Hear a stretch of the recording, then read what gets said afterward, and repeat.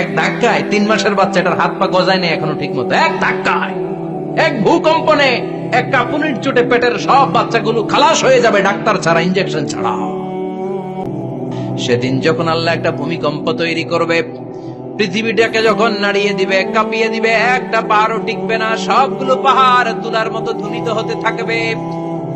মানুষগুলো ছিন্ন বিচ্ছিন্ন হয়ে ডানে বায়ে ছিটকে পড়বে,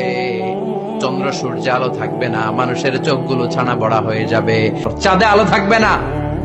সূর্যে আলো থাকবে না, প্রক্সিমা সেন্ট্রাইতে আলো থাকবে না,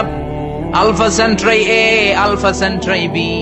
ইটা ক্যারিনা, ব্যাটেল জিউস, অ্যান্ড্রোমেডা,